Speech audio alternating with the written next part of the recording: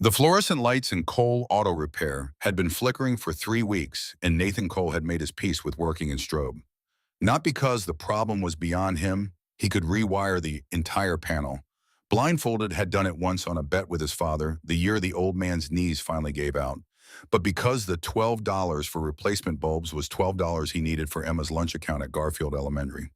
Priorities arranged themselves differently when you were raising a 9-year-old alone on what a San Diego neighborhood could afford to pay for brake jobs and transmission rebuilds. It was a Tuesday in March 9th, 47 in the evening, and the engine he'd been nursing back to life for the better part of 4 hours finally turned over with a sound that was almost musical. He should have felt satisfaction. Instead, he felt the particular exhaustion that comes not from overwork, but from the sustained arithmetic of not quite enough, not enough sleep, not enough margin, not enough hours between the moment Emma went to bed and the moment the next problem walked through his bay door, requiring something he had to pretend was easy. He wiped his hands on a rag that had given up the fight against grease long ago and looked at the clock above the tool cabinet. His daughter was asleep upstairs, watched over by Mrs. Henderson from the unit next door. A woman in her late 60s who had lived in this neighborhood longer than the neighborhood had a name worth saying out loud, and who took payment in the form of the turkey sandwiches Nathan made on Sunday afternoons, because she understood, without either of them ever discussing it, that cash was a language he couldn't always speak. The garage sat on the edge of a stretch of East San Diego that locals called the Margin, not because anyone had named it that officially, but because it described the feeling precisely a place where people lived just past the edge of where the city bothered to maintain things. The sign out front read, Cole Auto Repair, in letters his father had painted by hand 31 years ago. And Nathan had never replaced it, not because he was sentimental, but because replacing it felt like claiming something he hadn't yet earned. He'd inherited the garage the same way he'd inherited everything else from his family, without preparation, without ceremony, and with the distinct sense that the weight of it was the point. Before the night changed, before the headlights swept across the open bay, and rearranged the next several months of his life, he did what he always did when the last customer was gone and the shop was quiet enough to hear his own breathing. He opened the notebook. It was a composition book college ruled its cover soft and warped from years of handling. Ryan Cole had carried it through 2.5 years of hospital stays, physical therapy sessions, specialist consultations, and the long corridors of a medical system that treated ambition as a symptom and patience as a cure. He'd filled it with his left hand because his right had developed a tremor after the second surgery, IED damage that radiated further than the blast radius anyone had predicted, and the handwriting was uneven in a way that somehow made every word feel harder won than printed text could ever manage. Nathan had read most of it. He'd read the early entries written in the months after Ryan came home from overseas when optimism was still a reasonable posture, and the VA doctors were using words like promising and adaptive. He'd read the middle sections where the tone shifted from aspiration to negotiation, Ryan cataloging each brace system with the precision of a man who understood that documentation was the only leverage he had. 5 different orthotic devices over 3 years, each one represented by a page or two of notes. What worked, what failed, where it hurt, what the specialist said when he described the pain, and what he actually believed after they left the room. Nathan had read all of it except the last page. He'd gotten to the second to last entry, written 6 weeks before Ryan died, handwriting shakier than anything in the earlier sections, and he'd closed the notebook. That had been 14 months ago. Every night since he opened it to the same stopping point, read the entries he already knew by memory, and closed it again before the last page. Not because he wasn't ready for what it said, he told himself that. He told himself a lot of things that weren't entirely true. Tonight he opened to the familiar page and read Ryan's notes about the 5th brace system, the experimental model the VA had sourced from a company out of Colorado that had charged the federal government a sum Nathan had needed to sit down after reading. The notes were clinical in the way his brother had learned to be clinical, a defense mechanism Nathan understood against the alternative, which was rage. The brace had promise in theory. In practice, the hip joint restraint mechanism created lateral stress every time Ryan tried to transfer weight from his right prosthetic to his left, which meant every single step was a small negotiation between what the device was designed to do and what the body needed to do, and the body was always losing. Nathan read the entry twice the same way he'd been reading it for 14 months. Then he looked at the last page. Still closed, still waiting. He closed the notebook. Outside across the street, a street light that the city had been promising to repair since October blinked on and off with the randomness of a failing heart. Somewhere 3 blocks north, a dog started and then stopped barking. Nathan was reaching for the shop lights when the headlights came. The vehicle that pulled into his bay was a Range Rover Sport Black, the kind of car that cost more than Nathan would earn in the next 4 years if business stayed where it was. It stopped at the edge of the light, engine ticking, and for a moment nothing happened. Just the car sitting there with its headlights cutting through the flickering fluorescence, like something from a different world that had taken a wrong turn. The driver's door opened. The woman who stepped out was in her late 40s, taller than she looked in the photographs Nathan had seen of her in the business section of magazines he'd paged through at the dentist's office. Diana Voss, CEO of Voss Biotech, a company that had started as a prosthetics research firm in La Jolla 12 years ago and had expanded through a combination of legitimate innovation and aggressive acquisition into one of the 10 largest medical device companies on the West Coast.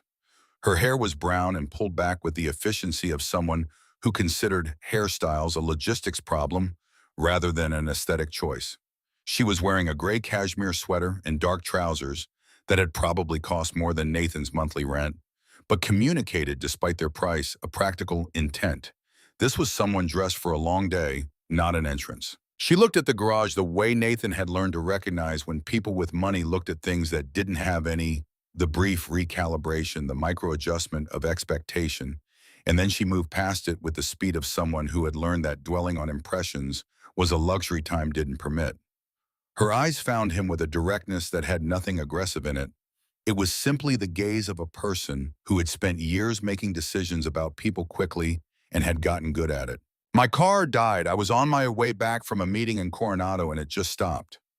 A pause, not for effect, but because she was already organizing the next sentence. I have my daughter in the car. She needs to get home. Nathan set down the rag and walked toward the Range Rover. The hood release was where it always was on that model, the same as the last 3 he'd worked on, and he pulled it without asking, because asking would have wasted 15 seconds. He lifted the hood, brought his work light in close, and spent about 30 seconds reading what the engine had to say. The alternator belt had shredded, not worn down gradually the way they usually did, but failed catastrophically, the kind of sudden surrender that happened when a small crack had been growing in the wrong place for longer than the last inspection had caught. Alternator belt. He straightened up. You've been running on battery alone. It finally ran out. He looked at the road behind her. How far did you come from? About 11 miles. That explained it. I can get you moving tonight, temporary fix, maybe 10 miles if you're conservative. Real repair needs a new belt. I can have it done by noon tomorrow if the part comes in early. Her expression didn't change in the way that indicated surprise or relief. It changed in the way of someone filing a data point problem solution timeline. Do the temporary fix. I'll call in the morning about the rest. He was reaching for his tools when he heard the rear passenger door open. He didn't look immediately. He was already focused on the bypass work, but he registered the sound of a motorized wheelchair, the small whir of it lowering via the ramp he now noticed on the vehicle's rear. He registered without looking the particular quality of silence that sometimes accompanied a person who had learned to occupy space carefully to move through the world in a way that didn't invite comment. When he did look, it was instinctive, the kind of glance that happened below the level of conscious decision. The girl was 19, maybe 20. She had her mother's bone structure, the same sharp geometry in the jaw and cheekbones softened by something that wasn't just youth. She was in a motorized chair, and she was wearing leg braces that Nathan recognized the way a musician recognizes an instrument, even from across a room. Carbon fiber and titanium servo motors at the knee joints, sophisticated attachment hardware at the hips. The kind of equipment that appeared in the VA catalogs Ryan had marked up in the margins. The kind of equipment that cost more than the garage had earned in its last fiscal year. He made himself look back at the engine. His hands had started to shake. He controlled it. 12 years of working with precision components had given him that discipline, and he started rigging the bypass, running the car off battery reserve, isolating the alternator from the circuit. It was competent work, the kind he could do while most of his attention was somewhere else. The part of his attention that wasn't on the wiring was replaying something he hadn't let himself think about in a long time. The braces were wrong. It wasn't a guess. It wasn't the opinion of a man overreaching his field. It was pattern recognition built from 3 years of obsessive study, every text he could find on biomechanics, orthotic design, gait analysis, load distribution across the hip joint during ambulation. He'd read them because he couldn't fix Ryan, but he'd believed in the desperate logic of grief that understanding might be a substitute for helplessness. He'd filled his own notebooks. He'd cross-referenced studies. He'd drawn diagrams at 2 in the morning on the kitchen table while Emma slept and the garage sat dark below. The braces on the girl in the wheelchair were built on the wrong principle. He could see it from 15 feet. The pivot point at the hip joint was positioned to resist rotation rather than support it. The servo motors were trying to initiate movement from the knee, forcing the lower leg forward in a mechanical sequence that required the hip to compensate constantly to fight the brace's own motion with every step. It was like building a car with the steering mechanism in the trunk and calling it an engineering achievement because the wheels technically turned. He knew this because it was what every brace Ryan had ever used did. It was the industry standard. It was apparently so deeply embedded in the field's assumptions that no one in a position of authority had thought to question whether the question itself was wrong. The girl had been watching him. He became aware of this slowly, the way you become aware of a sound that has been present for a while before your brain assigns it meaning. You were looking at my braces. Not an accusation, the flat observation of someone who had long since exhausted the energy required for defensiveness. He kept his eyes on the engine. Occupational habit, I see mechanical systems. Hard to turn off. They're impressive. A beat. Everyone says that. The word everyone carried a weight that took him a second to parse. Not pride in it. Something else, the weariness of a person who had heard the same sentence so many times it had stopped meaning anything. He straightened up. He looked at her directly. He had already decided not to say it, had talked himself out of it in the 30 seconds between the observation and this moment, had reminded himself that she wasn't his patient, that her mother was a billionaire CEO with lawyers, that he had Emma upstairs, and a mortgage on a garage that was already running thin, that the last time he'd questioned a medical professional's judgment about Ryan's treatment, he'd been dismissed with a patience so studied it was its own form of contempt. He said it anyway. They're built wrong. The silence that followed was the particular silence of something landing that can't be unlanded. Diana Voss, who had been on her phone near the front of the car, lowered it. She turned toward him with an expression that didn't announce itself as anything. Not anger yet, not disbelief, yet just the absolute focused attention of a person deciding what this was. Excuse me. He could hear the temperature in it. He'd already started, though. There was no version of stopping that didn't make everything worse. The balance point, the way the brace distributes load across the hip joint during forward motion, it's working against the body's natural mechanics instead of supporting them. The hip wants to rotate forward when you walk. That's where walking starts. The braces are locking that rotation down for stability, which means every step requires the body to fight the device that's supposed to be helping it. He looked at Diana. That's why it hurts. He hadn't known he was going to say that last part. It had come from the same place the rest of it had, from 3 years of watching his brother try to describe a pain that everyone in a position of authority kept reframing as rehabilitation discomfort, as the expected cost of progress, as something to push through rather than something to investigate. Diana took 3 steps toward him. You know this how? From fixing cars, a pause. From watching my brother die trying to walk again. Whatever she had expected him to say, it wasn't that. He watched her recalibrate. Not softened, Diana Voss did not appear to be a person who softened but adjust. The way a smart person adjusts when new information doesn't fit the framework they'd been using. He told her about Ryan, not the whole of it, not the notebook, not the 14 months of reading entries he'd memorized, not the last page he'd never opened. Just the shape of it. Army, IED, below the knee, both legs. 3 years in the VA system, trying every device they could authorize.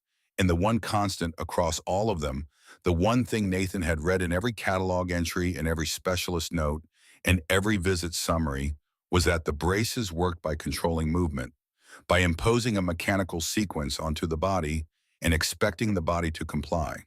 And Ryan's body had never complied without cost, had never taken a step, without the kind of sustained pain that his brother had described to Nathan once late at night in a hospital room in Balboa as feeling like arguing with yourself every time you moved. He stopped talking. The girl in the wheelchair, Mia, her mother had said her name was Mia, was not looking away. Her face had done something complicated during the part about Ryan, a series of small adjustments that Nathan recognized because he'd seen it in mirrors, the expression of a person hearing their own experience named out loud by someone who has no obligation to name it. Diana looked at her daughter for a long moment. Then she looked back at Nathan. She was holding her phone but not using it. Where did you study biomechanics? I didn't, not formally. Then where? In a garage, in a hospital room, and at a kitchen table at 2 in the morning for about 3 years. He met her eyes. I'm not asking you to trust me. I'm telling you what I see. What followed was not a conversation so much as an assessment. Diana Voss had built a medical device company from a 7-person research team into a 900-employee operation by developing over many years the capacity to evaluate the difference between a person who believed what they were saying and a person who knew what they were saying. She asked him 4 questions about the mechanics of the hip joint and the biomechanics of forward gait. He answered all 4 without hesitation and without performance, not trying to sound credentialed, just answering the way you answer when the information lives in your hands and not just your head. Mia had rolled closer during this. Close enough that Nathan could see the details he'd only registered from a distance. The carbon fiber was aerospace grade. The titanium components were custom machined. The engineering was extraordinary, genuinely the work of people who were excellent at solving the problem they decided to solve. The problem they decided to solve was just the wrong one. Can I look at the attachment point? He gestured at the hip joint housing. Just look. I won't touch anything without asking. Mia looked at her mother. Diana gave a small nod that had the quality of a concession rather than a permission, acknowledging that the conversation had already moved past the point where refusal would have been rational. He knelt down. The pivot point was exactly where he'd guessed from across the garage, positioned 3 centimeters posterior to where the body's natural rotation axis sat during the forward ambulation. It was a deliberate choice he understood immediately. Locking the hip there created predictable, testable, documentable stability.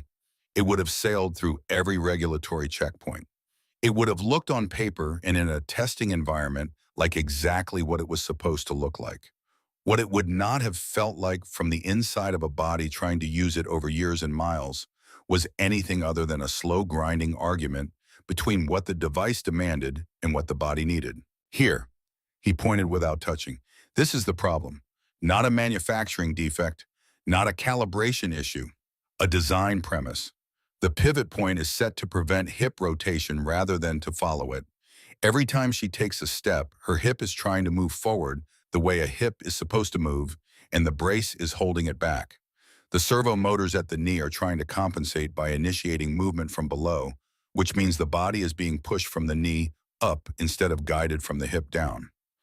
He stood. It's not walking, it's a mechanical argument happening 11 times every 10 meters. The silence this time was different from the first one. The first silence had been the silence of something unexpected. This one was the silence of something recognized. Mia spoke first.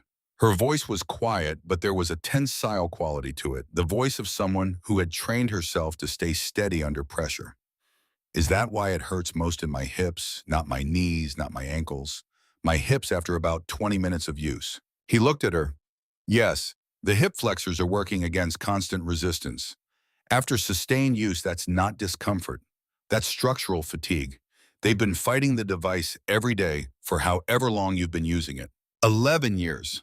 She said it without inflection, the way you say a number when you've had a long time to get used to what it means. He had no response to 11 years that wasn't inadequate, so he didn't attempt one. Diana had been very still for the last several minutes. She was still now, but it was a different kind of stillness, not the stillness of evaluation, but the stillness that comes after evaluation, when the conclusion is sitting there waiting to be acknowledged. She looked at her daughter. Whatever passed between them in that look was private and old, and had the texture of something that had been present in their lives for long enough to have its own grammar. She pulled out her phone, but Nathan watched, and for a beat he genuinely could not predict what she was about to do. Call her lawyer. Call her driver.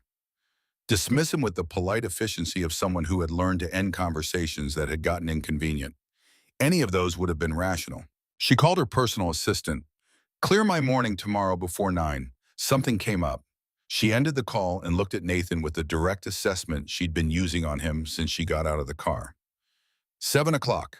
I'll be here. I'm bringing a specialist, someone who actually knows the field.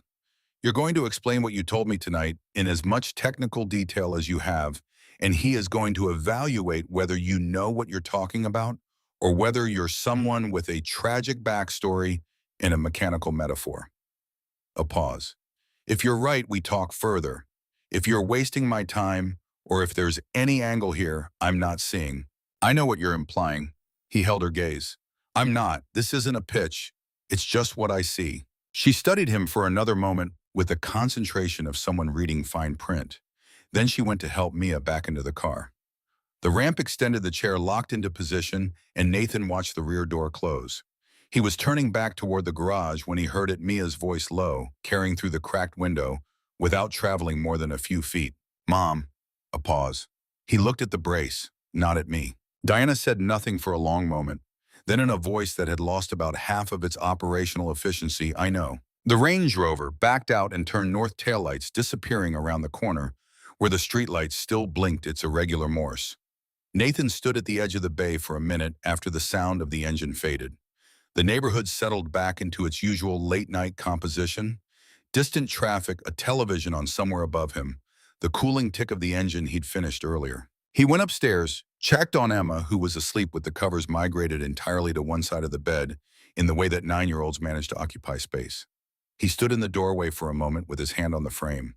She had Ryan's forehead. He'd noticed that when she was a baby, and it had never stopped being true. He went back down to the garage. He took the notebook off the shelf. He sat on the stool he'd had since his father ran this place, the same stool at the same workbench under the same flickering lights, and he opened the notebook to the page before the last. He read Ryan's second-to-last entry for what was probably the 100th time. Then he turned the page. The handwriting was worse than anything in the earlier sections. Ryan's left hand fighting the tremor, fighting the exhaustion, fighting whatever it cost to keep the pen moving. But the words were clear enough. Ryan had always been a person who found clarity in proportion to how much it mattered. Nate, if you're reading this, then I'm already going in, and you're doing the thing you do where you sit in Dad's garage at night and try to think your way out of something. So here's the thing, don't think your way out of this. I watched you spend 3 years trying to learn what the doctors knew, so you could argue with them, and you were right about half of it, and they were wrong about the other half, and none of it saved me, because saving me was never the point. The point was the question. You asked the right question. I could hear it in every phone call, you asking why not just what. Most people stop at what. You never did. Someone needs that. I don't know who they are yet, but you'll know when you find them. Don't close the book before you do. Nathan sat with that for a while. The garage was quiet around him. The engine he'd repaired earlier had fully cooled. The lights above him continued their broken rhythm, light and dark and light and dark, and he sat in it and let himself feel the full weight of what his brother had left him. Not just grief, which he'd been carrying for long enough that it had become structural load-bearing, part of the architecture of how he moved through days, but something else. A direction. The thing Ryan had always been better at than Nathan, knowing which way to face. He got off the stool. He found a clean piece of paper. There wasn't much clean paper in the garage, but he found some and he started drawing. Not the bypass work he'd done on the Range Rover's alternator circuit, the hip joint, the pivot point, the relationship between the body's natural rotation axis during forward ambulation and the point at which the brace had chosen to anchor itself. He drew it from memory from the 30 seconds he'd spent kneeling on the concrete, looking at the hardware on Mia Voss's leg, and what he drew matched exactly what he'd been drawing in notebooks for 3 years, based on the mechanical principles Ryan's pain had taught him. He drew until 1 a.m. and then went to sleep on the couch with the diagram folded in his shirt pocket. At 7:02 in the morning, Diana Voss's Range Rover pulled into the bay, repaired by a shop in La Jolla overnight, he noted, and she brought as promised a specialist. Dr. Peter Walsh was 51 years old with the careful posture of a man who spent his professional life in rooms where his credentials were the first thing anyone looked at. He had a card that listed 4 certifications after his name and a consulting relationship with Apex Orthotics, the company Nathan now knew from a 40-minute internet search at midnight that had designed and built Mia's braces. Walsh's handshake was the kind that communicated intent before the conversation started, the grip of a man establishing, without words, the relevant hierarchy. Nathan didn't match the grip.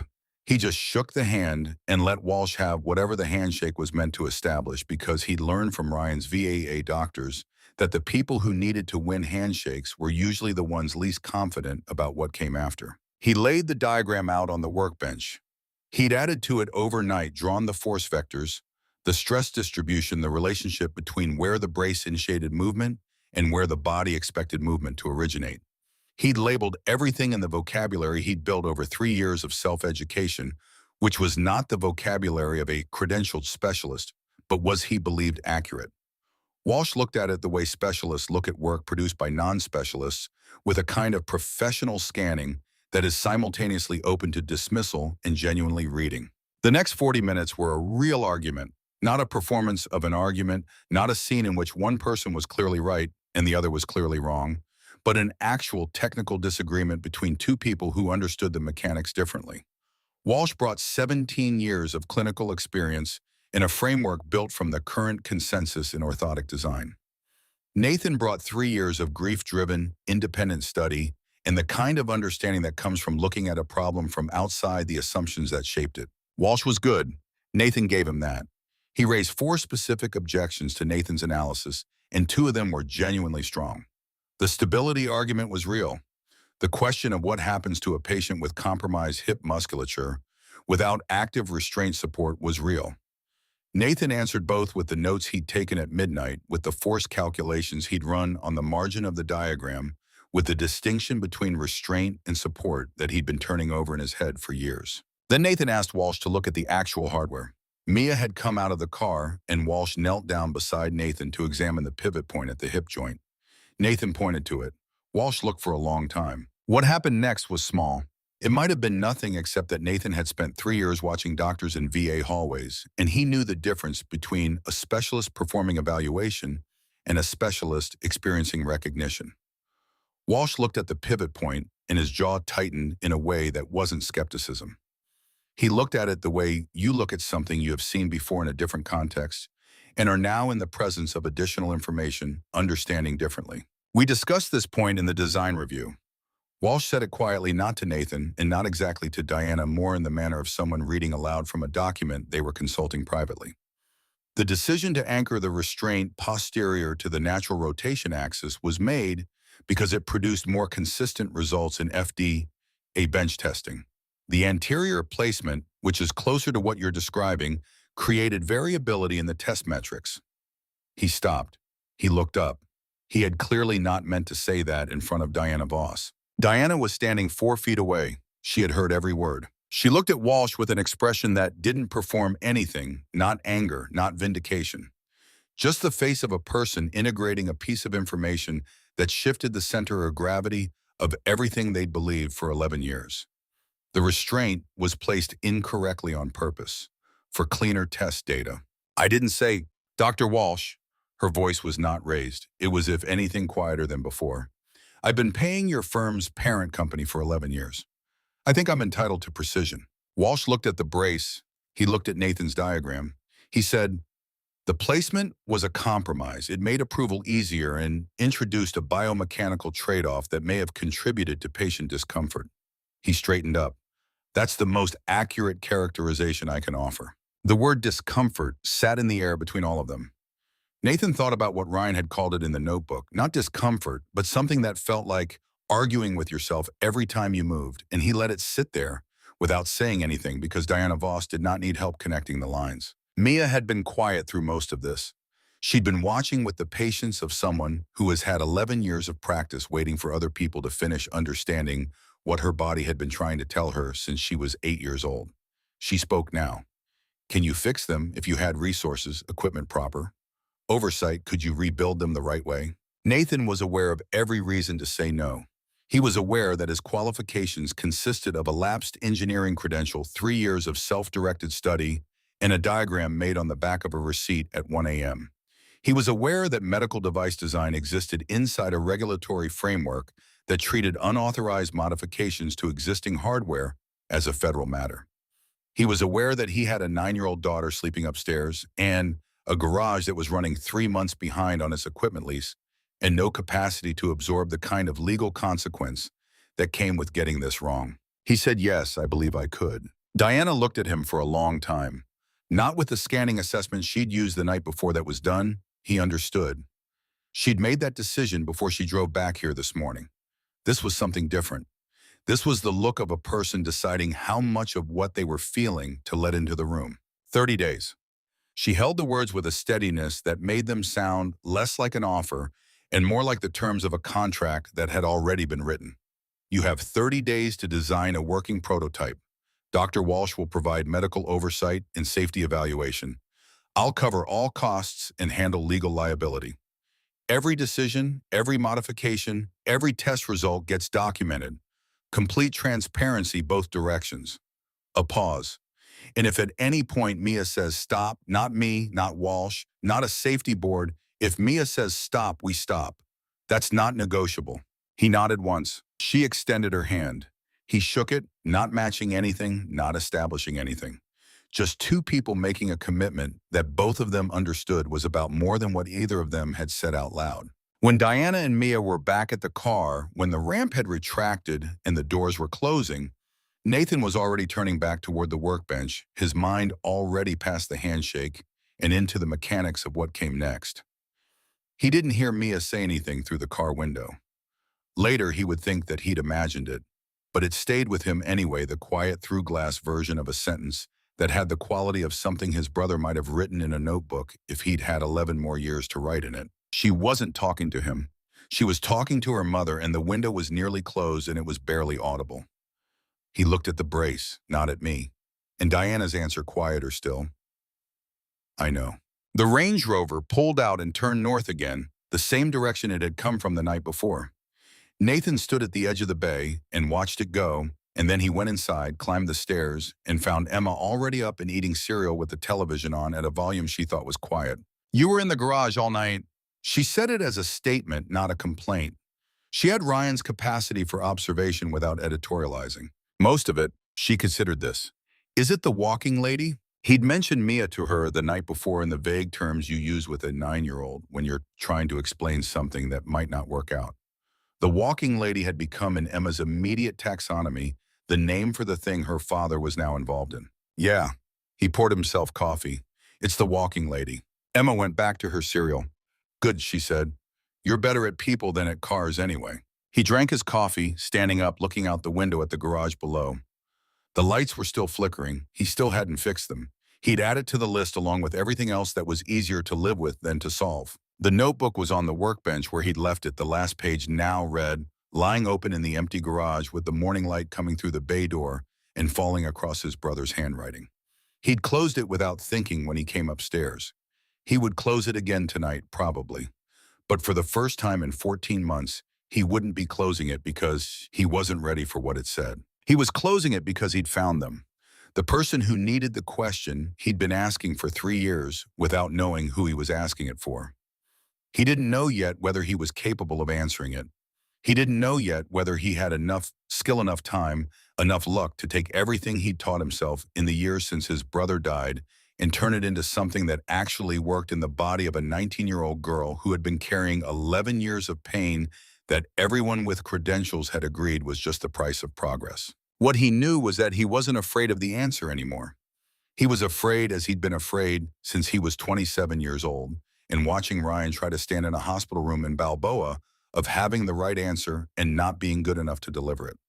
That fear was specific and honest and had nothing to do with credentials or regulations or the number on the cease and desist letter he didn't yet know was coming. He put his coffee cup in the sink. He kissed Emma on the top of her head in the way that had been automatic since she was born, a gesture so practiced it had become less like an action and more like punctuation.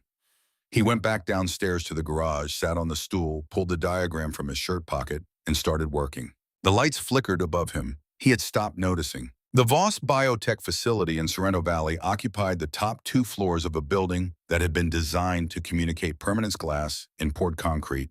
The kind of architecture that says, whatever happens inside here is serious and will continue to be serious indefinitely.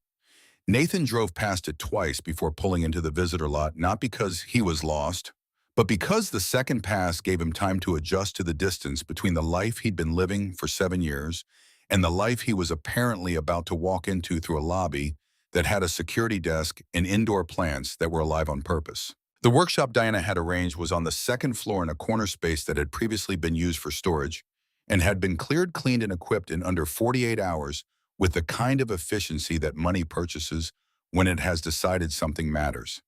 The 3D printing equipment alone cost more than the garage's annual revenue. There were two stainless steel work tables with adjustable height, a materials cabinet stocked with carbon fiber composites, titanium hardware servo components, and sensor arrays that Nathan had specified in an email to Diana's assistant at 6 in the morning following their handshake. All of it was there. He stood in the doorway for a moment, taking inventory, because the specificity of it, the fact that everything he'd asked for had appeared exactly as requested within 2 days, made the weight of what he'd agreed to more concrete than it had been during the handshake. Dr. Sarah Brennan introduced herself with the energy of someone whose curiosity was genuinely faster than her professional caution. She was 40 with a researcher's tendency to look at things slightly longer than social convention suggested, as though the extra second yielded information she wasn't willing to skip. Walsh was already there when Nathan arrived, standing near the materials cabinet with his coffee, and the dynamic between them had shifted overnight in a way that neither acknowledged directly. Walsh had said something he hadn't meant to say in front of Diana Voss, and that sentence was still in the room, invisible and load-bearing. Emma arrived at 4 in the afternoon, delivered by Mrs. Henderson after school, because the Henderson woman's Tuesday schedule had a gap, and because she understood, in the pragmatic way of people who have lived in the same neighborhood long enough to know everyone's actual circumstances, that Nathan couldn't always arrange things otherwise. Emma came in carrying her backpack and assessed the facility with the frank appraisal of a child who has not yet learned to pretend that new environments don't interest her. She found a chair near the windows, spread her homework across it, and began working with the self-contained efficiency of a kid who had spent most of her life in places that weren't designed for her presence and had made her peace with it. Mia was already there. She'd been there before Nathan arrived, parked near the workbench with 3 pages of notes open on her lap, handwritten, which Nathan registered without comment. They made eye contact across the room in the manner of two people who had said something true to each other at 2 in the morning a few nights prior, and were now determining what that meant in daylight. Mia gave him a small nod. He gave her one back. They got to work. The first prototype took 9 days to build. Nathan worked from his diagrams and from the notes he'd been accumulating for 3 years, translating the theoretical into the physical, in the way that engineering actually happens, not in a clean line from concept to execution, but in a series of approximations. Each one teaching you something the previous one couldn't. He moved the hip joint pivot point anterior by 31 millimeters, aligning it with the natural rotation axis he'd calculated based on Mia's gait measurements. He redesigned the load distribution structure at the hip flexor attachment to allow rotation rather than resist it. He recalibrated the servo motors at the knees to respond to hip movement rather than initiate it, reversing in the most literal mechanical sense the sequence that the original design had imposed. Walsh watched. He asked questions that were no longer the questions of a man establishing hierarchy. They were the questions of a man who was genuinely trying to understand something he'd been trained to think of as settled. Brennan documented everything with the systematic enthusiasm of a researcher who recognized she was watching something that would eventually need to be written down accurately. The testing room was padded on 3 walls and had a matte floor that had seen enough physical therapy to have absorbed at some molecular level the residue of effort and disappointment. 2 physical therapists from Voss Biotech's clinical team stood at the edges with the prepared stillness of people trained to catch things before they hit the ground. Diana stood against the far wall with her arms crossed in the posture she used when she was managing her own response to something not closed off, but contained the way you contain a pressure you are not ready to release. Mia stood at the parallel bars. The new brace was on. Nathan watched from the side of the room, his hands loose at his sides, his weight balanced in the way of someone who has been waiting for this specific moment for long enough that the body has formed an opinion about it. The first step was clean. The second was clean. On the third step, the hip joint held the rotation happen the way it was supposed to happen, and for 1 second, the whole room leaned toward what might have been the beginning of something. Then the support structure buckled at the lateral strut junction, a point Nathan had reinforced but not reinforced enough, miscalculating the torsional load by a factor that the bench testing hadn't revealed. The brace folded inward. The therapist moved and Mia's descent was controlled, and immediate hands on the bar's weight caught before she reached the floor. She was not hurt. The distinction between not hurt and not shaken was one that Nathan was careful to observe, and what he saw in Mia's face in the seconds after was not the expression of a person who had been physically harmed, but the expression of a person absorbing one more entry in a very long list of things that had not worked. Diana moved toward her daughter with the speed of a reflex that 11 years had not blunted. She checked Mia's hips, her arms the points of contact between the brace and skin. Her hands were efficient and thorough, and she did not speak while she was doing this. When she was satisfied that Mia was physically intact, she stood turned to Nathan and looked at him with the expression she apparently reserved for engineering failures, not anger but assessment. The CEO face stripped of everything that wasn't information. What failed? Not a question. Lateral strut junction. The torsional load during weight transfer is higher than I modeled. I under-reinforced it. He was already mapping the fix in his head. It's solvable. She looked at him for another beat. Then solve it. She turned and walked out of the testing room to make a phone call, which was apparently how Diana Voss processed setbacks by immediately creating distance between the setback and the next decision. Walsh at Nathan's shoulder. The hip movement on step 2 was correct. I want to say that clearly. The mechanics of what you're trying to do, the rotation was right. The structure just didn't hold it. The acknowledgement cost Walsh something. Nathan could hear it in the careful precision of the words, the way you speak when you're conceding a point that has implications beyond the immediate conversation. Emma from her chair by the window did not look up from her homework. How many tries until it works? Nathan looked at her. Don't know yet. Emma considered this.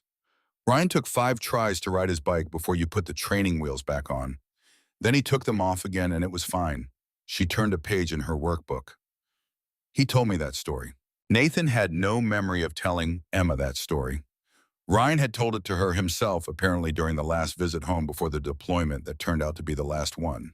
He filed that away in the place where he kept the things that were too large to think about during working hours. The second prototype took 6 days. He reinforced the lateral strut junction with a composite layering technique he'd used on roll cages and adapted to the smaller tolerances of the brace housing. He also modified the servo calibration, reducing the response lag he'd noticed on the first test, tightening the feedback loop between hip rotation and knee support. It was better in every measurable way than the first version. It lasted 5 minutes and 14 seconds before the servo motors overheated. The smell of burning electronics reached Nathan before the temperature alarm did, which meant he was already moving toward Mia when Walsh called out. The brace seized not catastrophically, not with the structural failure of the first prototype, but completely. The servos locked mid-stride, and what Mia was left with was a device that had become in the space of a single overheated moment a rigid cage around her legs. She did not fall. She stood very still, holding the parallel bars and waited. It took 20 minutes to free her from the locked hardware, 20 minutes during which the room maintained a careful professional quiet that was its own form of noise. Nathan worked the release mechanisms with the focus of a person who cannot afford to be anywhere but exactly where he is, and Walsh worked beside him, and the two of them did not speak during those 20 minutes because there was nothing to say that the silence wasn't already saying more accurately. When the brace was finally off, Mia sat in her wheelchair and looked at the ceiling for a moment. Not in despair, in the manner of someone who has learned to take brief private inventory before re-engaging. Then she looked at Nathan. The hip motion felt right again. For about 4 minutes, it felt completely right. A pause. I want you to know that, before you go back to the drawings. He nodded. He went back to the drawings. The night before the third prototype test, Mia appeared in the workshop doorway at 2:10 in the morning. Nathan had known she was staying in the residence wing on the building's 4th floor. Diana sometimes worked nights, and they kept rooms there for exactly this kind of extended project. But her appearance at this hour was still in some technical sense a surprise. She was in a gray zip-up and pajama pants, her wheelchair moving on the smooth concrete floor with the near silence that Nathan had stopped registering as unusual. She had notes. 3 pages this time, dense with observations about the second prototype, not just pain locations, but mechanical descriptions. The language of someone who had spent her recovery years paying close attention to what engineers had done to her body and had gradually learned to speak some of their language back. The micro delay on step initiation. The way the lateral support distributed pressure asymmetrically across the hip crest. The specific sensation which she described as close to correct, but arriving a half-beat late of the servo response during the first 4 minutes of the test. Nathan read the pages without speaking. What she had documented was more precise than what Walsh's clinical observation had produced because Walsh was watching from outside and Maya was reporting from inside, and there was information inside a body that no external instrument had yet figured out how to capture. "You've been studying the designs," he wasn't asking. "Dr. Brennan gave me the biomechanics text she uses for reference. I've been reading since the first prototype." A brief pause. "I'm not a passive participant in this. I want to be clear about that." He put the pages down on the workbench and looked at her in the way he looked at mechanical problems directly without the overlay of social interpretation.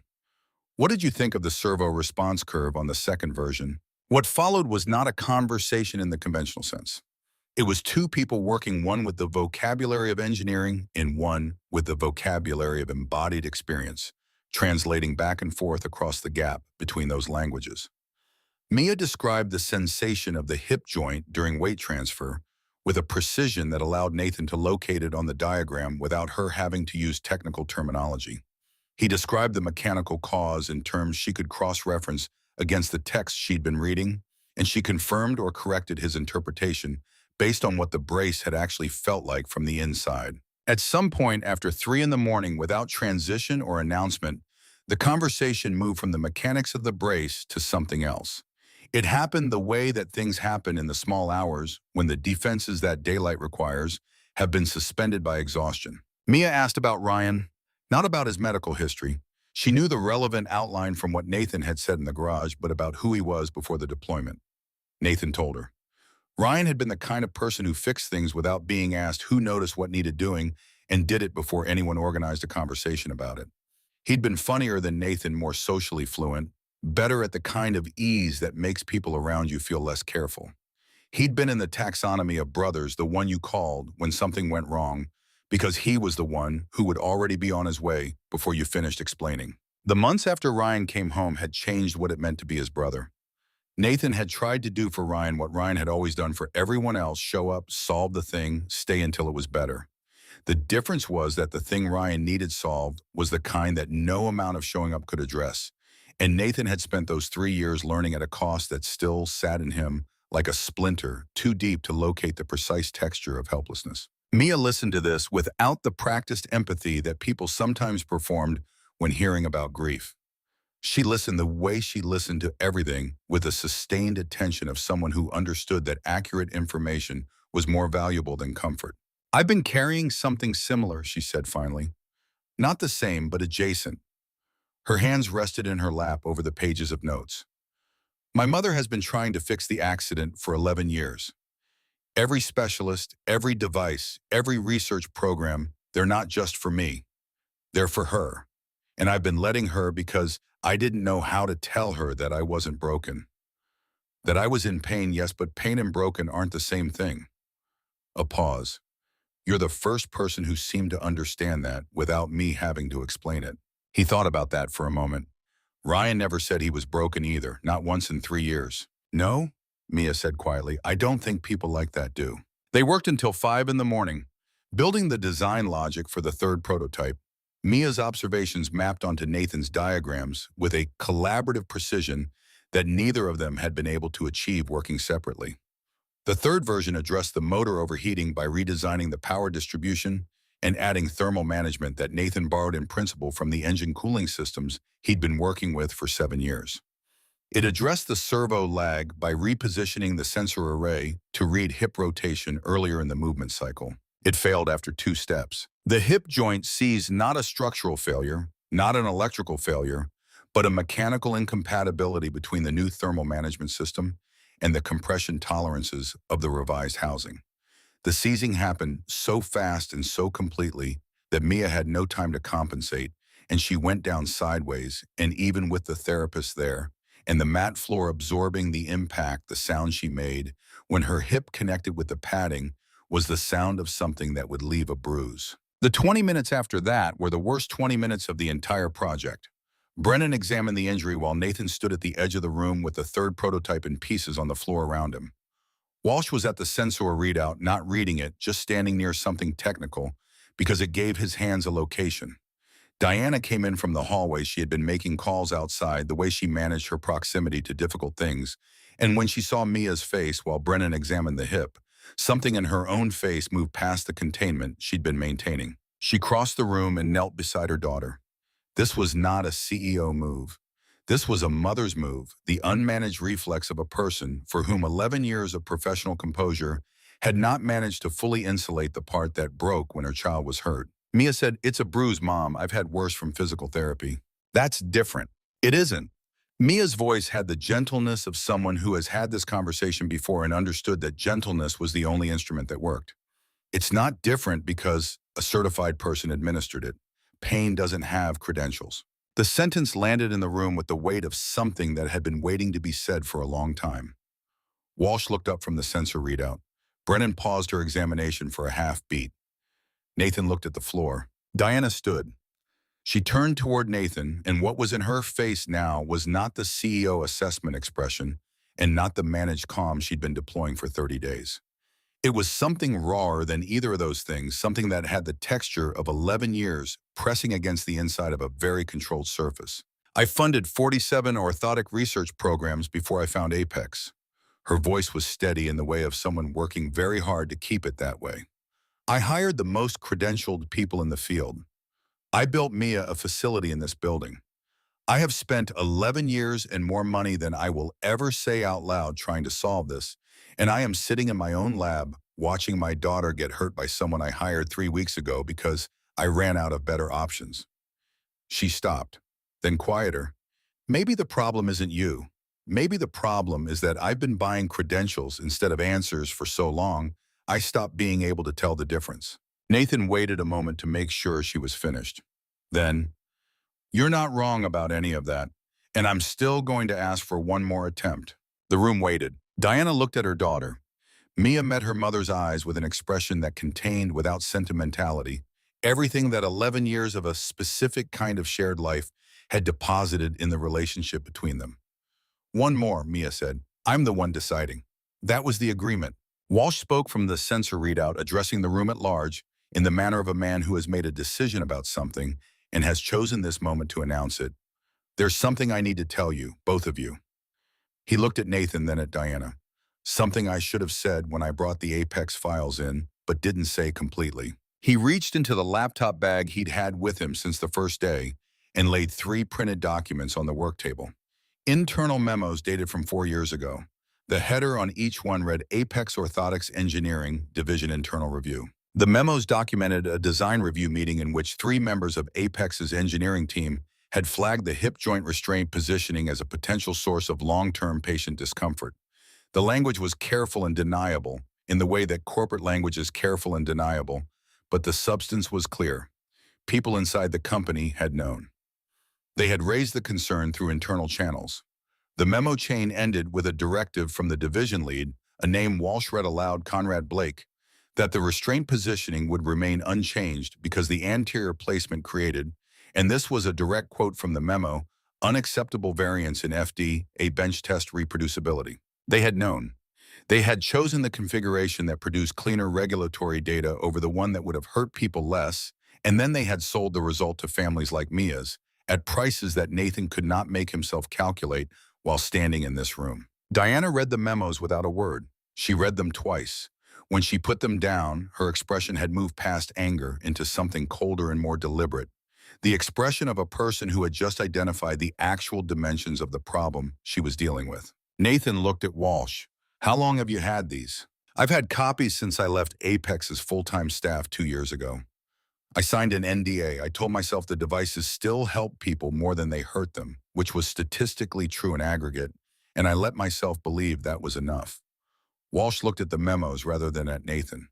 "I watched what happened in the testing room over the past 3 weeks, and I couldn't keep believing it." The silence that followed had a different quality from the silences earlier in the evening.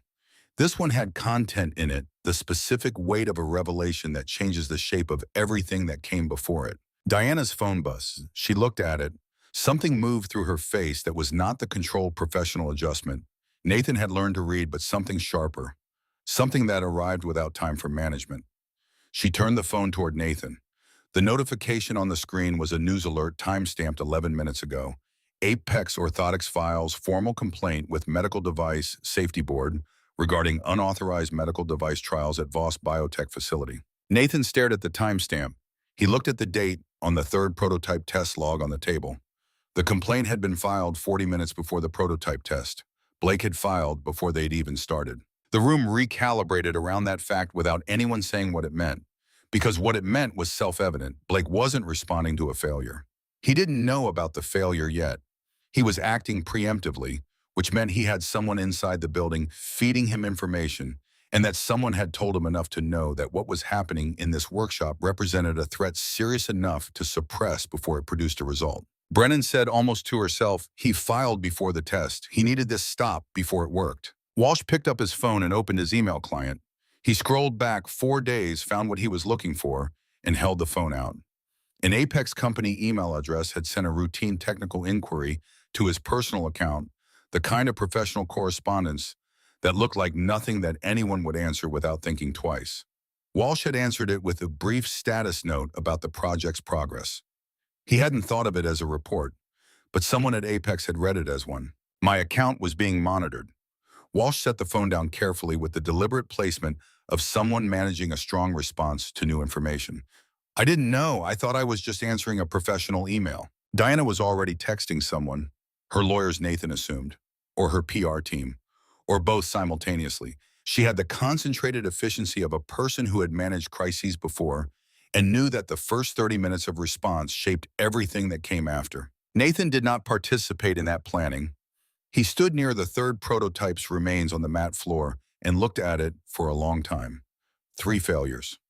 A bruise at a hip, a cease order coming into the morning probably, or whatever the regulatory equivalent of an emergency stop looked like in the medical device space.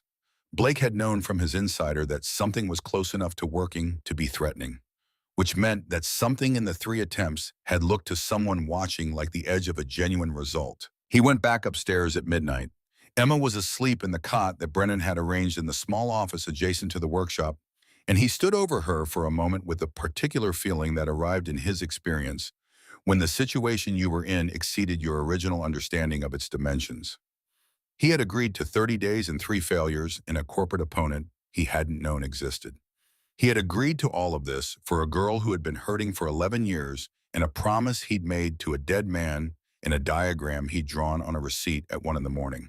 The thing that was wrong with the third prototype was the same thing that had been wrong with the first 2 expressed differently each time. He was still trying to build a better version of the existing design. He was still trying to solve the problem of control, how to guide the movement, support it, manage it, shape it into the form that the device specified.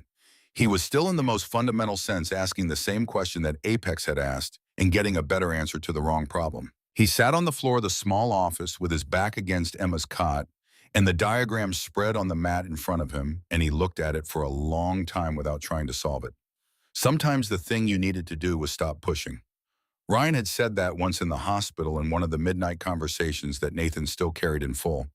Sometimes you had to stop fighting and let the situation show you what it actually was. He wasn't sure how long he'd been sitting there when Emma got up to get water. She moved through the dark room with the careless confidence of a child who had never really been afraid of the dark, stepping over his diagram without looking down, crossing to the small refrigerator in the corner, opening it, getting a water bottle, and walking back. He watched her walk the way he'd been watching movement for 3 years automatically, involuntarily cataloging the mechanics beneath the motion. She didn't think about walking. Not a single element of it was deliberate. Her hip rotated forward as her weight shifted, and her leg responded to that rotation rather than causing it. Her body knew the sequence so well that her brain was entirely elsewhere, thinking about whatever a 9-year-old thinks about when she gets up for water at 3 in the morning. The movement was not a series of mechanical instructions executed in order. It was a continuous, self-correcting conversation between the body and gravity, and the body was winning, and it required nothing from Emma but the intention to move. Nathan sat very still for a moment. He picked up the diagram. He looked at the hip joint pivot. He looked at the servo array. He looked at all the places where he had designed the brace to initiate, to command, to impose sequence on a process that when it worked, when it was working in a body that had never lost, it was not a sequence at all. He was trying to teach the body to walk. The body already knew. He was getting in the way. The sensors could read the body's intended movement before the movement completed the weight shift, the hip rotation, the micro adjustments that preceded every step. If the brace read those signals and simply provided support in the direction the body was already moving, instead of trying to generate the movement independently, if it listened instead of spoke. He turned the diagram over and started drawing on the back. No servos. Pressure sensors distributed across the hip and thigh contact points. A reactive support structure that read the body's movement intent from the early phase of the weight shift and adjusted to support rather than command. No prediction, no active sequence. Just response like a well-designed tool that amplified force without redirecting it, like a joint that bent when it was supposed to bend and held when it was supposed to hold without having an opinion about which one the body needed. He drew until the room went gray with early light. Emma woke up at 6:30, looked at her father on the floor surrounded by diagrams, and did not appear surprised. She had been waking up to her father surrounded by diagrams for as long as she could remember. He called Mia at 6:47. She answered on the second ring in the voice of someone who had not been asleep. I figured out what I've been doing wrong. His voice was steadier than he expected it to be. I've been trying to make the brace smarter. It needs to be simpler. It needs to listen instead of talk. A pause. Then in the voice of someone who had been waiting for this specific phone call for 11 years without knowing that was what they were waiting for. When can you build it? Give me 2 days. I'll be in the workshop at 7. He built it in 41 hours, sleeping in 3-hour intervals on the office cot while Emma was at school, and Brennan kept watch over the materials. Walsh came in on the second evening and spent 2 hours examining the new sensor array without speaking, running the same calibration check 3 times, which Nathan understood to mean that what he was seeing was not matching his existing framework, and he was verifying rather than trusting his own interpretation. There are no active control elements at all, Walsh said finally. No, the entire system is reactive. Yes, Walsh looked at the brace for another long moment. The body is the control system. It always was, we just kept overriding it. The testing room the next morning had a different density to it than the previous 3 tests. Same people, same padded walls, same matte floor, but the atmosphere had the quality of a room that has absorbed multiple failures and is now waiting to find out what they were for. The brace was different in the hand, lighter than any previous version, less impressive in the visual sense, less overtly technological, less expensive looking. Walsh had said examining it that morning that it looked almost primitive compared to the Apex hardware. Nathan had not argued with that. Primitive was not the same as wrong. The fitting took 20 minutes. Brennan adjusted the sensor positions twice, recalibrating the pressure mapping to Mia's specific contact geometry. Emma had come in that morning with no particular ceremony and was sitting in the chair by the window where she always sat doing nothing, which Nathan recognized as her version of paying close attention. When the fitting was done, Mia gripped the parallel bars and shifted her weight forward. The brace read the shift. The support structure adjusted. She shifted back. It adjusted again. She stood there for a moment doing nothing except shifting her weight incrementally from foot to foot, and her face was doing something private and complex that Nathan tried not to watch too directly. It's not fighting me. Her voice was quiet. There's no resistance. It's just there. Brennan, try a step. Mia shifted her weight to the right leg. Her hip rotated forward the way it was supposed to, the way it had been trying to do for 11 years against the resistance of a device designed to prevent it, and her left leg came forward. 1 step. She stopped breathing, recalibrating. Walsh was reading the sensor output and his voice had changed. Balance distribution across both hips. Force vector forward. No counterforce registered at any point. The 2nd step. The 3rd. Nathan counted without meaning to the way you count things when the number matters and you're afraid to trust yourself. 4, 5, 6. On the 7th step, Mia looked up. She was crying. Not the controlled kind, not the kind that results from a single acute emotion, but the kind that comes from a pressure that has been building in the same location for so long that the release of it was physiologically indistinguishable from grief. She did not walk back to the parallel bars.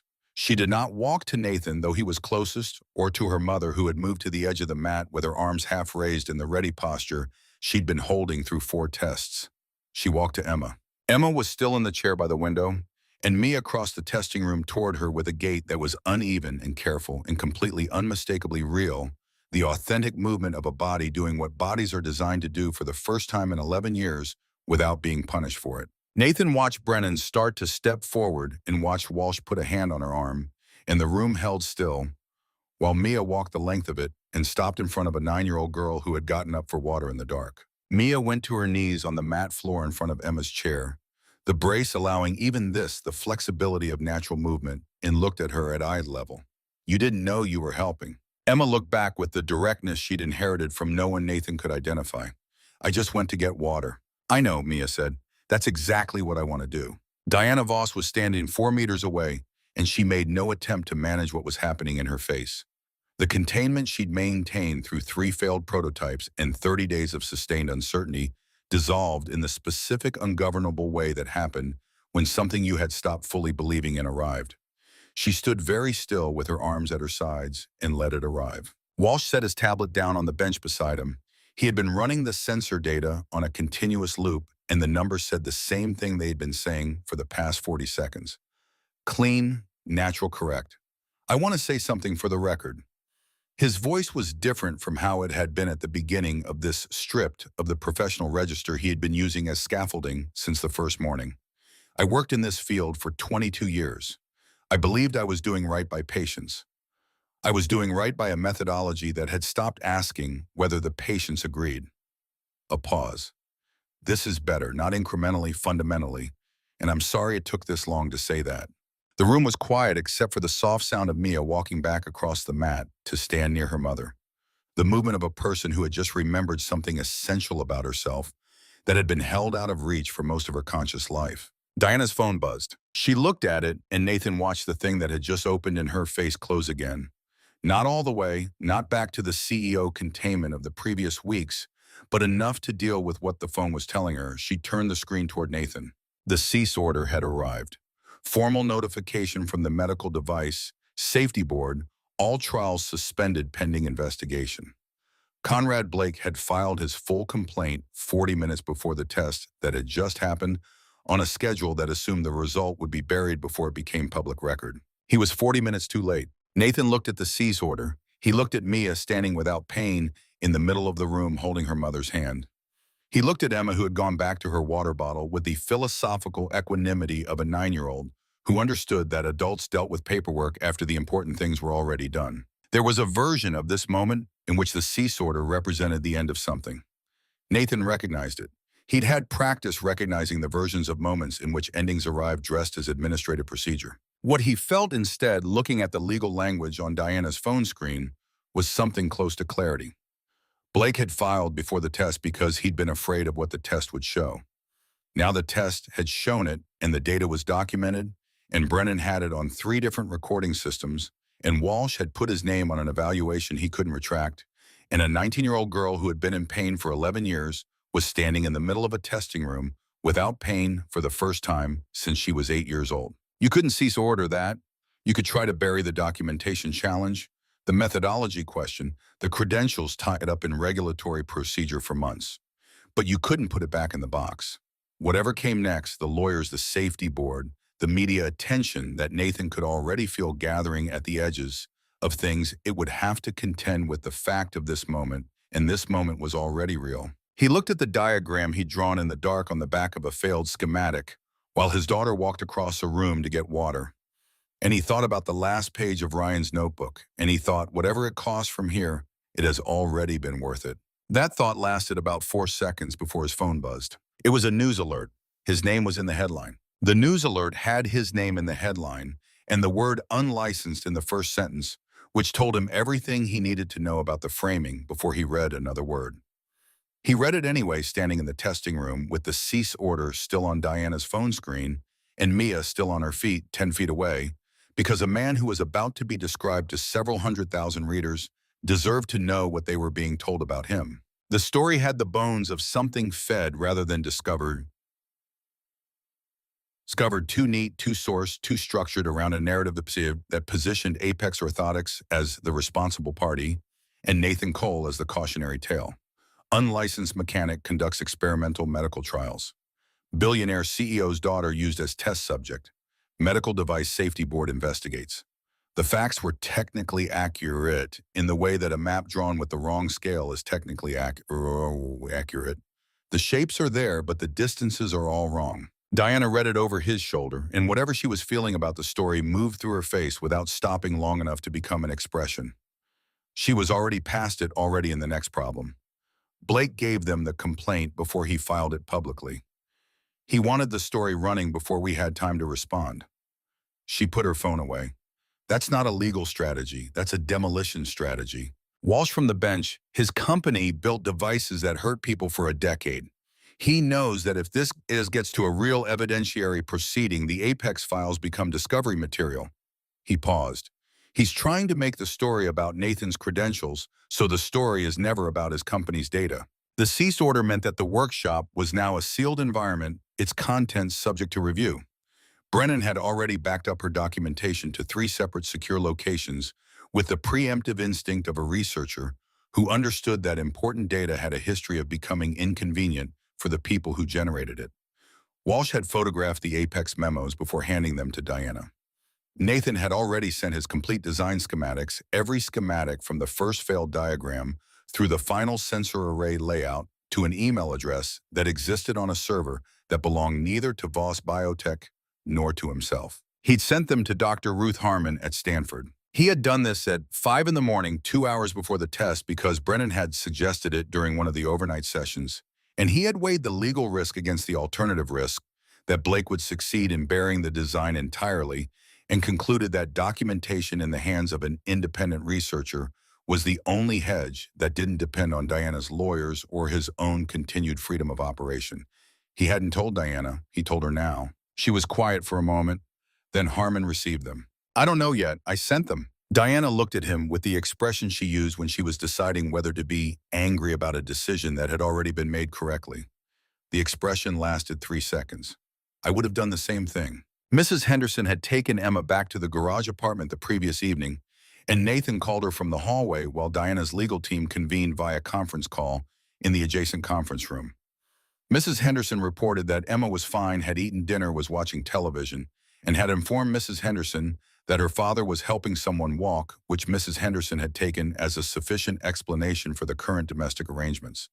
Nathan thanked her and stood in the hallway for a moment, after hanging up, holding the phone with both hands, doing the arithmetic of what was at stake.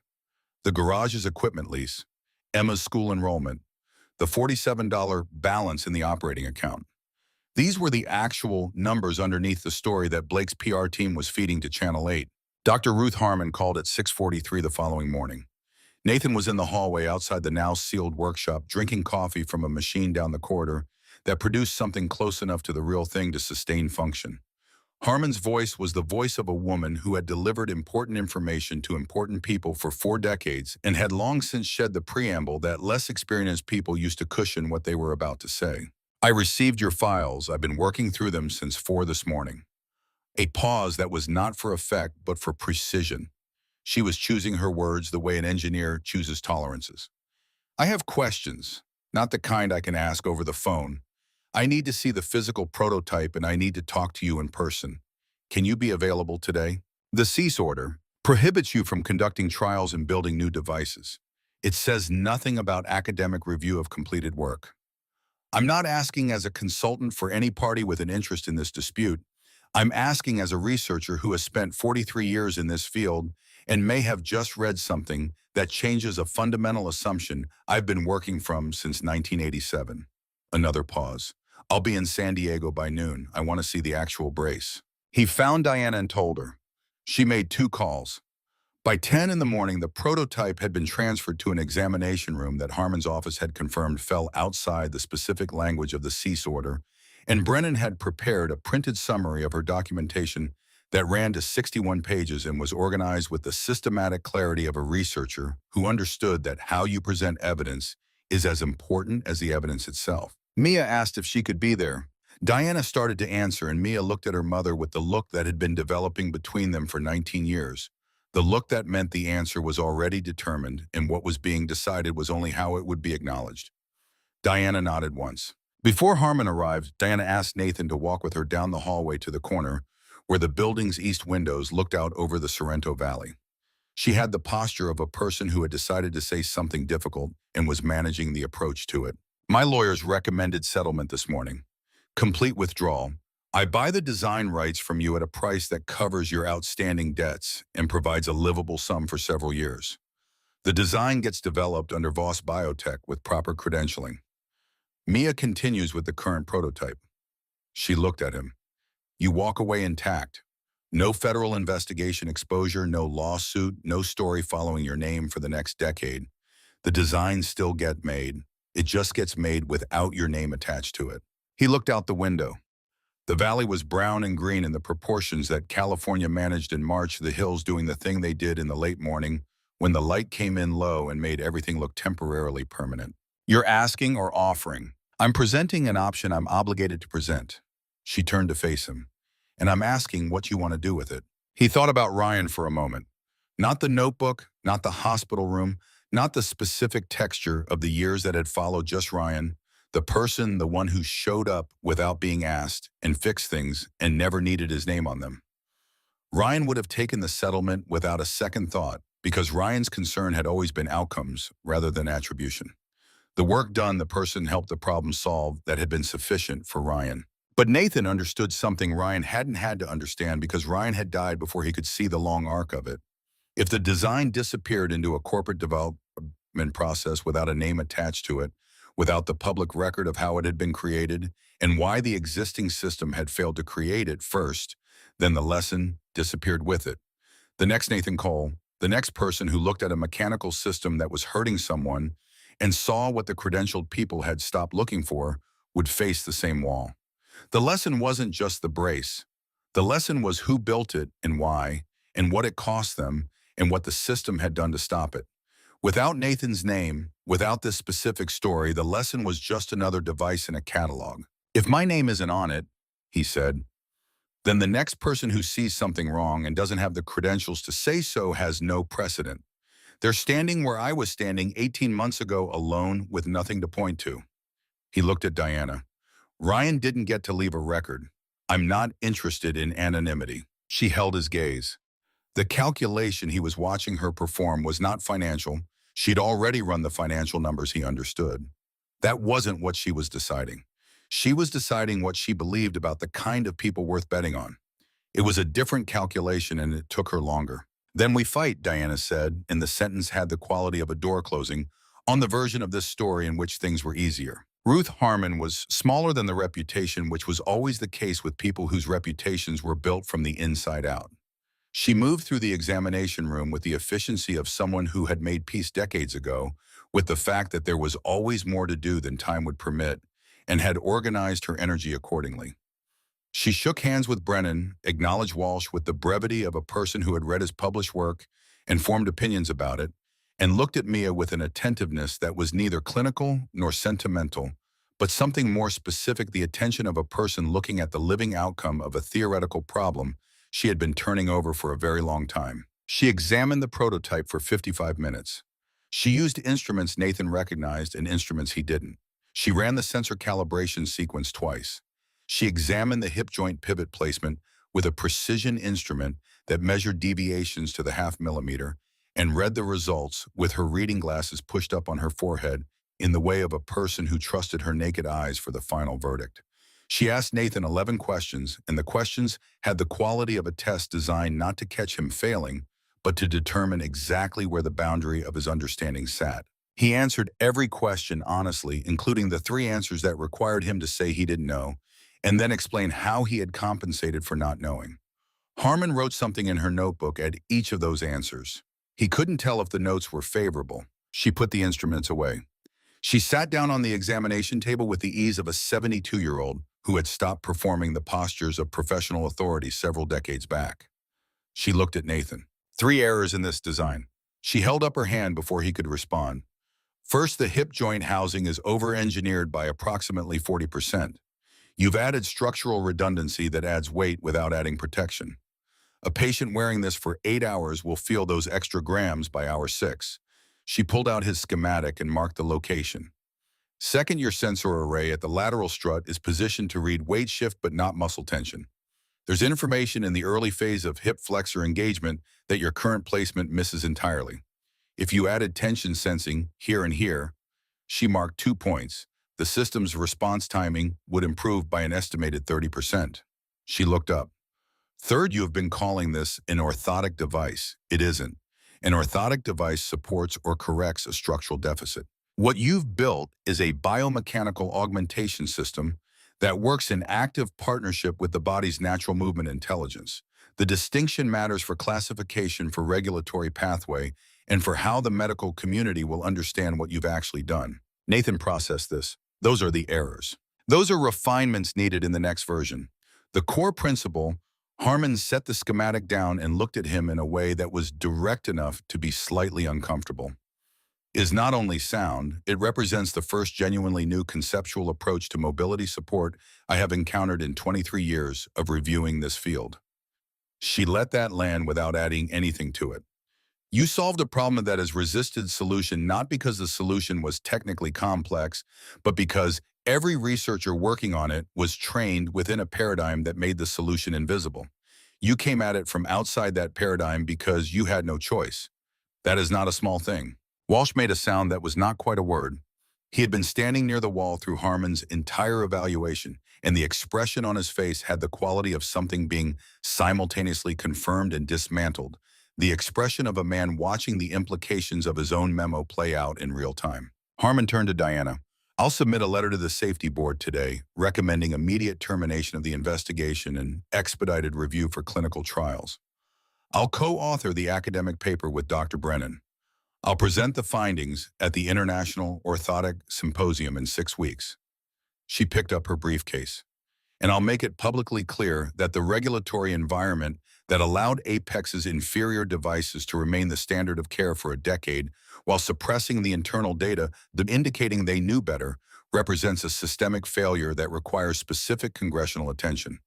She looked at Nathan. Conrad Blake will attempt to discredit all of this. He has lobbyists and institutional relationships and the structural advantage of incumbency. I have 43 years of peer-reviewed publication, 17 honorary degrees, and absolutely nothing left to lose. The small, precise smile she produced was not warm and was not meant to be. I think it will be sufficient. Harmon arranged the Stanford venue herself, calling in 30 years of institutional credit in a single afternoon phone call. They drove up the following morning, Nathan and Emma in his truck, Mia and Diana in the Range Rover, 500 miles of California Coast Highway between San Diego and Palo Alto, and Nathan spent most of the drive reading his own notes rather than watching the road, which Emma managed by keeping her hand on the dashboard as a silent editorial comment. The Stanford Medical Center auditorium held 300 people, and by the time Nathan walked through the side entrance at 8:40 in the morning, every seat was taken, and the standing section along the back wall had filled to the point where a facilities manager was having a discussion with a reporter about fire code. Cameras from 8 different news organizations had been set up along the designated media line since 7. The medical professionals in the front rows had the density of attendance that indicated professional obligation had been supplemented by genuine interest, which was a different animal. Nathan stood in the side corridor and looked through the gap in the door and felt his preparation. The notes he'd organized, the sequence he'd rehearsed, the technical language Harmon had helped him translate into terms that would land for both the medical professionals and the general audience reporters, felt all of it become temporarily inaccessible. The way rehearsed material becomes inaccessible when the actual moment arrives and is larger than the rehearsal had accounted for. Brennan went first and built the empirical foundation with the systematic efficiency of a researcher who understood that the audience she needed to convince was divided between people who responded to data and people who responded to narrative, and that the data had to be in place before the narrative could be trusted. 40 minutes of comparative analysis, pain metrics, range of motion assessments, force distribution mapping. Every chart showed the same thing. Every metric pointed the same direction. The murmur that moved through the audience when she put up the 11-year pain timeline was not the murmur of surprise, but of recognition.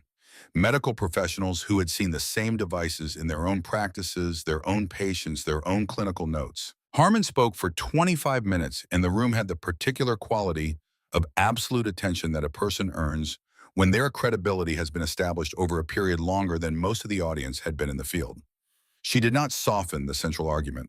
The regulatory system that had approved Apex's devices had been gamed by people who understood that approval pathway optimization was a different discipline from patient outcome optimization, and that the gap between those two things had been filled for 11 years by patients who were told their pain was a reasonable price for the best available technology, when the best available technology had been made best available by a process that had nothing to do with what patients actually experienced. Conrad Blake was in the front row with 5 people in suits arranged around him like a formation.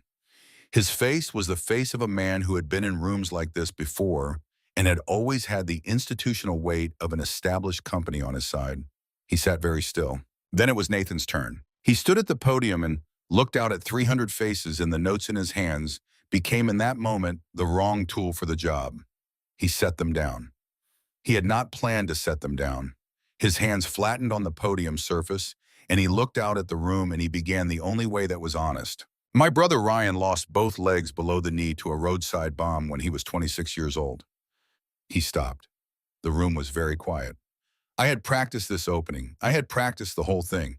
But standing here, I can only think about his face in a hospital room in Balboa when a doctor explained to him very patiently, very kindly, that the pain he was experiencing during rehabilitation was expected and that he should focus on what the devices were enabling rather than what they were costing. His hands pressed harder against the podium. Ryan never argued with that doctor. He wrote it in his notebook instead. He documented everything, every device, every failure, every number the specialist gave him, and every number his body gave him that didn't match. He was trying to understand why the two sets of numbers were different. The audience had stilled into something different from professional attention, the stillness of people who had followed someone into a place they hadn't expected to go. He walked them through the design. He showed them the diagrams, explained the failed prototypes without euphemism, described the specific mechanical logic of each failure and what it taught him. He was not performing competence. He was showing his work in the way his father had taught him to show work completely without omission, so that anyone looking at it could find the errors if there were errors to find. When he reached the 4th prototype, he said, "I stopped trying to make the brace smarter. I tried instead to make it humble, to make it a thing that listened to the body rather than one that spoke to it. My 9-year-old daughter walked across a room to get water at 3 in the morning, and I watched her body manage the entire biomechanical sequence without a single conscious instruction, and I understood that everything I'd been building before that moment had been getting in the way." He looked at the audience. "The body knows how to walk. It has always known. The question is whether the devices we build trust it." He looked directly at Conrad Blake for one sentence. "The question is why the people with credentials didn't ask that question first." The room didn't applaud immediately. There was a beat of silence that had a specific texture, the texture of something settling, and then Walsh stood up from the designated seating section. He stood up and started clapping before anyone else moved, and the room understood the significance of that.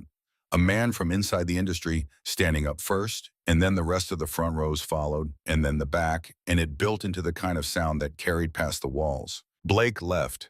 He moved with his team through the side exit with the controlled urgency of people managing a retreat, and Nathan watched him go and understood that the departure was its own form of data point. A reporter asked Emma, who was sitting in the audience, how she had contributed. Emma looked at the camera with the direct equanimity of a 9-year-old who had not yet learned to perform modesty. "I got up for water. Dad watched and figured it out. I did the easy part." The clip ran on every platform that carried the press conference and accumulated by the end of the day more views than the entire 2-hour presentation combined. The apex withdrawal came at 4 in the afternoon. Diana's phone buzzed and she read the message, standing in the corridor outside the auditorium, and the expression that crossed her face was not triumph, which was the emotion the moment was supposed to produce, but something more exhausted and more private than that. The expression of a person for whom a long war had ended and who was now encountering for the first time the silence where the fighting had been. Blake's lawyer sent a withdrawal and release. No conditions, no settlement requirements. They're characterizing it as a good faith gesture in support of medical innovation. She put the phone away. He's cutting the lawsuit to protect what's left of the stock price before the board removes him. Nathan looked at the auditorium door. Mia was inside, still in the room with Harmon and Brennan and a line of medical professionals who had spent the last hour examining the prototype and asking questions with the focused energy of people encountering a problem they wished they'd solved. Walsh was there too. He had not left with Blake's contingent.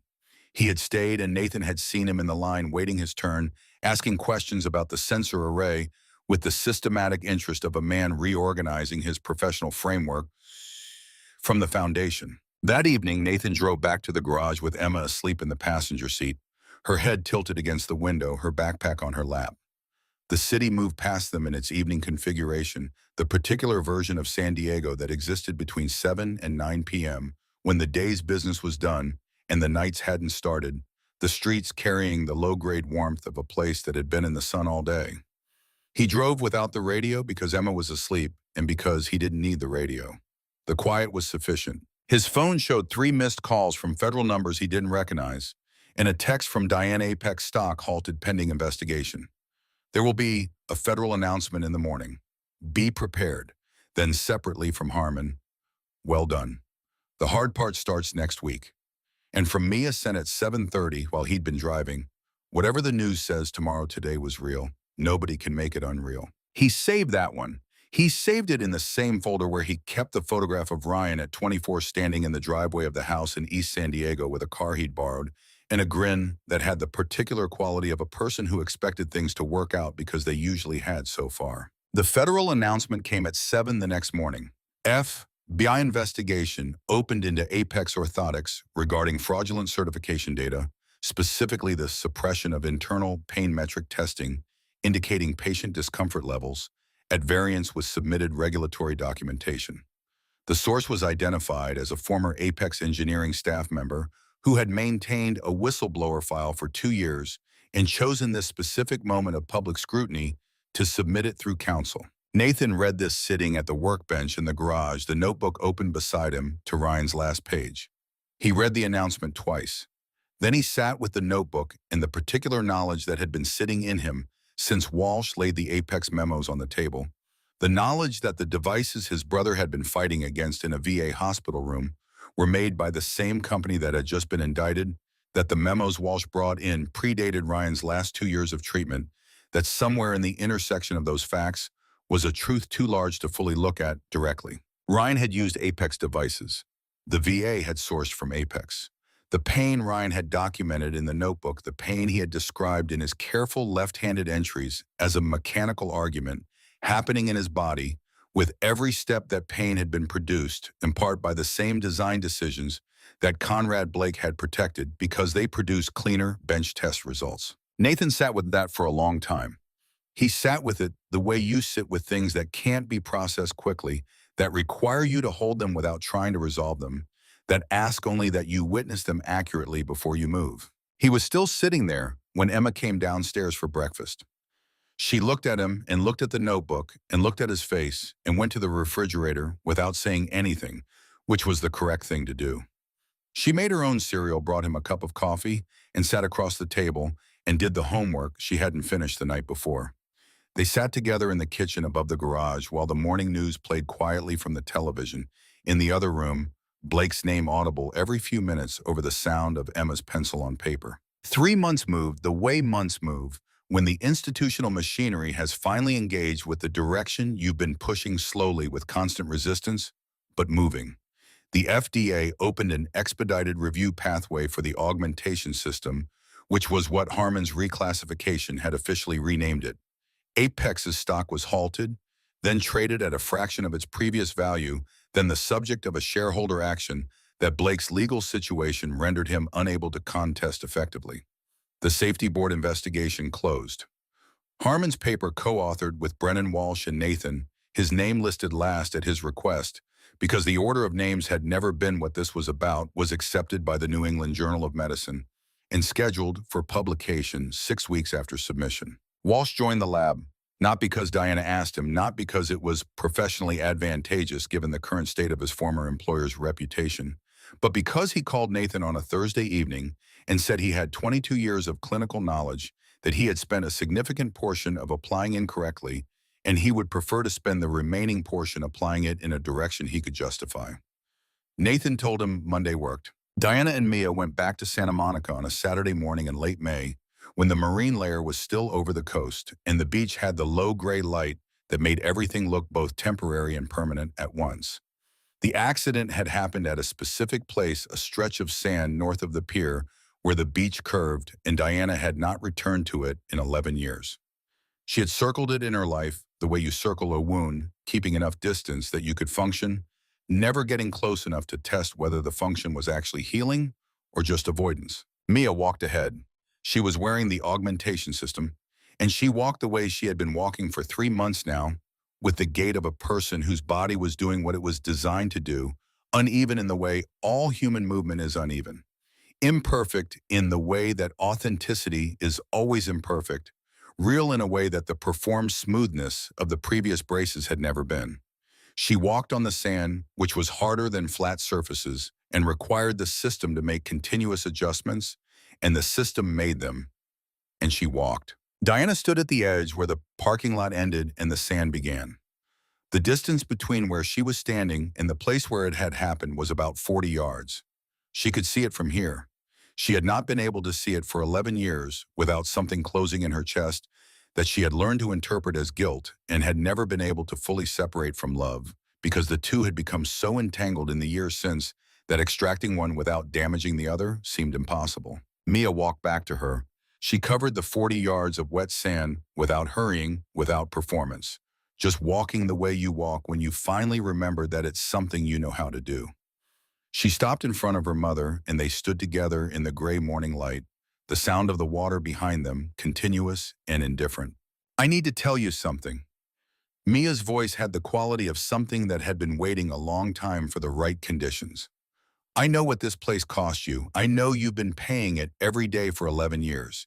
And I need you to understand that I have never not once spent a single moment of those 11 years blaming you for what happened." She reached out and took her mother's hand. "I need you to stop protecting me from a debt I never held against you." Diana didn't answer immediately. The answer to that, Nathan understood from what Mia had told him over many late-night working sessions, was not a thing that could be spoken cleanly. It was the product of a particular kind of guilt that had been structural for too long to simply decide out of. But Diana Voss had built things from foundations that other people had told her were inadequate. She had a working relationship with the distance between what was possible and what currently existed. She held her daughter's hand. She stepped onto the sand. They walked together toward the water, and Nathan, who had driven them there at Mia's request and was standing at the parking lot edge with Emma beside him, watched them go. Emma was eating a granola bar and watching with the attentive neutrality she applied to situations that she understood were important without being able to fully categorize why. "Are they okay?" she asked, not with worry, but with the genuine inquiry of a person assessing a situation. "Yeah," Nathan said. "I think they're getting there." The Cole Mobility Lab opened 6 weeks later in a renovated warehouse 6 blocks from the garage. The building had been a tire distribution center in a previous life and had the ceiling height and floor space that Nathan needed, and the neighborhood had the quality he required close enough to where he'd come from that the people it was meant to serve could actually get to it without crossing the invisible lines that divided San Diego into its various economic territories. Diana had funded the renovation. Harmon had designed the training protocols. Brennan had set up the clinical oversight structure. Walsh had ordered the equipment. The sign above the door was Nathan's. He had spent 2 evenings with a carpenter he'd known since high school, but working out the proportions, and the result was clean and simple: Cole Mobility Lab, where walking begins. Below it, in smaller letters that required you to be standing close to read, "In memory of Sergeant Ryan Cole." He did not close the garage. He had considered it briefly and dismissed the idea with the same clarity he applied to mechanical problems. It was wrong, and the wrongness was evident once you stopped trying to convince yourself otherwise. The garage had made him what he was. The specific way he understood movement and mechanics and the relationship between how systems were designed and how they actually behaved under real-world conditions that came from the garage, from years of fixing things that were broken in ways their designers hadn't anticipated. Abandoning it would have been like deciding that the foundation was no longer relevant once the house was built. Mornings he was at the lab, afternoons he was at the garage. Emma did her homework at whichever location she ended up at, which varied depending on the day's logistics and her own preferences, and she had begun by some process Nathan had not directly encouraged, sitting with new patients who arrived at the lab with the specific combination of hope and calibrated skepticism that people developed after years of being told to expect less. She didn't perform comfort. She told them about the water at 3 in the morning. Patients found this more useful than Nathan had anticipated. The first patient he worked with after the lab opened was a 7-year-old girl from Riverside whose mother had driven 4 hours after seeing the press conference coverage. The second was a retired firefighter from Escondido who had been using Apex devices for 6 years and had documented his pain levels in a spreadsheet with the methodical stubbornness of a man who refused to stop measuring something just because everyone in authority insisted the measurement wasn't relevant. The third was Richard, a 63-year-old former construction foreman from Chula Vista, who cried when he took his first pain-free steps, not because he was unprepared for the result, but because he had spent 3 years being told by certified professionals that this specific result was not achievable and had believed them in the way that intelligent people sometimes believe things that are simply stated with sufficient confidence. The waiting list reached 47 people in the first week.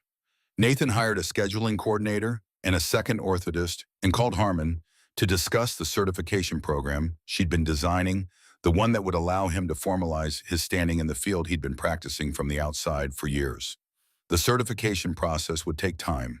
It would require coursework and supervise hours and the kind of institutional patience that Nathan had never been naturally equipped with. He began it anyway because Harmon had said something during their second phone call that had remained with him the way certain sentences remain. The goal was not to change the system from outside it indefinitely, but to get inside it far enough to change what the inside looked like. 3 months after the lab opened, Nathan received a text from an unknown number at 9 in the evening. He was in the garage working on an alternator replacement that had been waiting 3 days while the lab's first week consumed everything. The garage lights were fixed, had been fixed for months now, the $12 bulbs purchased the morning after Diana drove away in the repaired Range Rover, almost as a private acknowledgement that some things were small enough to resolve immediately if you simply decided they were. The text read, "My name is James Harrison. I'm in Portland, Oregon. I've been in a wheelchair for 6 years. I watched everything that happened with your lab. I've been in pain since the beginning, and every specialist I've seen has told me it's normal. Is there a chance you could help me?" Nathan read it, standing in the clean light of the fixed garage, the alternator, in pieces on the workbench, the notebook on the shelf above him where it always was. He thought about Ryan's last page, the instruction to keep asking, why the prediction that Nathan would know the right person when he found them. He had been assuming Ryan meant one person. He understood now that Ryan had meant everyone. Every person who had been hurting in the gap between what the credentialed system could see and what the body was actually experiencing.